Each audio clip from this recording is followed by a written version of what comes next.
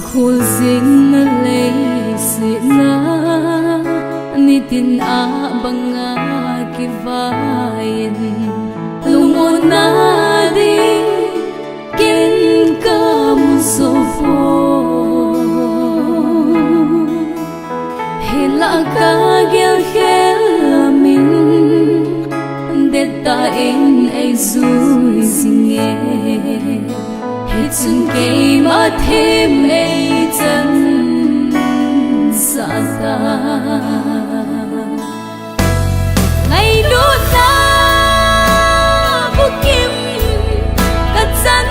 hi Krista ngày đốt là chấm kim su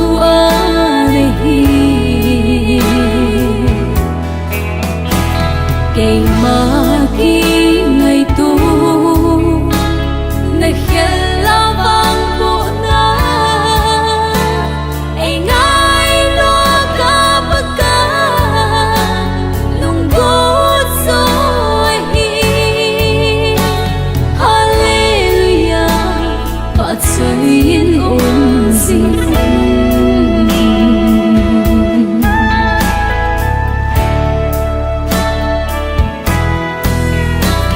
tin na hin ko manda lunga na ngay tu kha em sipi kinong ai dungahin na chon sin em bela na vanui chu su ta in pakayang sung lem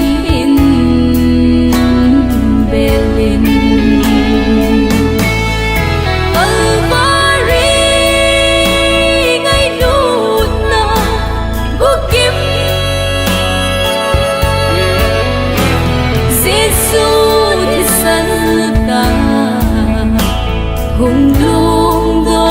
at sun nang lệ kia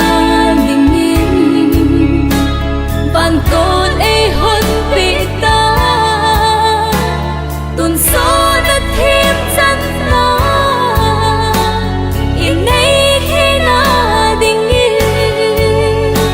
Giêsu na ô nề mình ai cô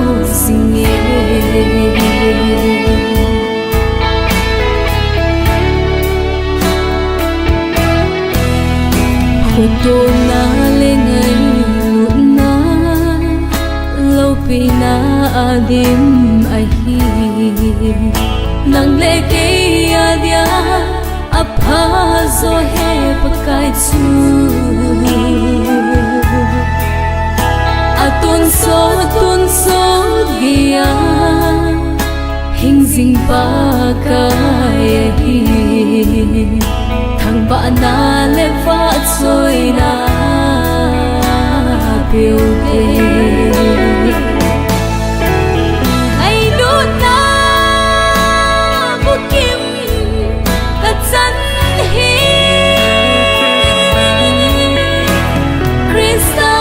ngày đốt là chấm kim su hi